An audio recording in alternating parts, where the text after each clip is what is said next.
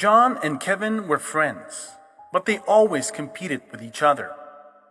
As they were kids, who has more toys or who can ride a bike faster?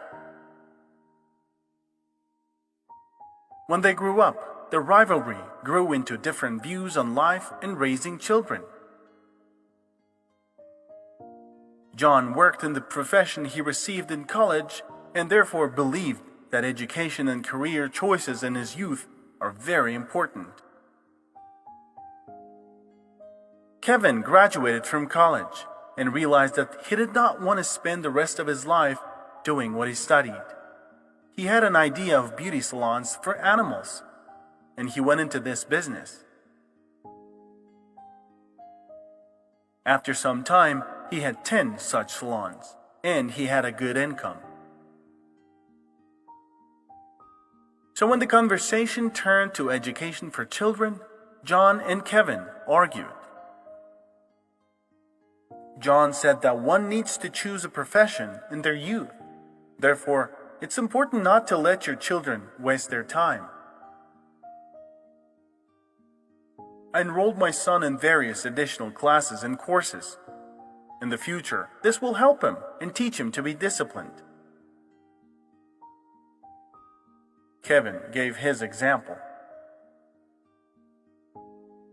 No, look at me.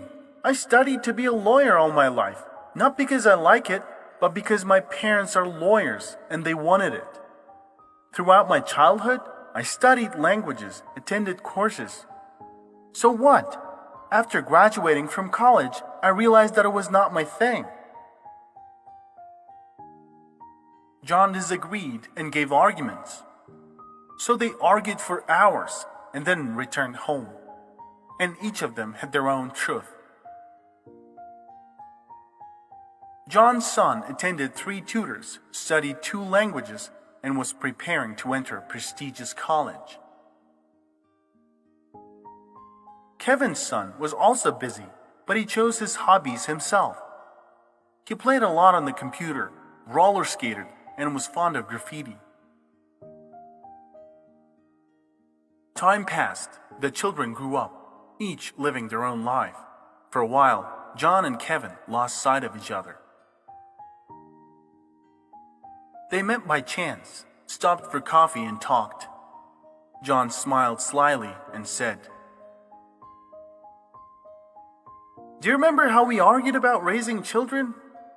I was right. My son graduated with honors from the university.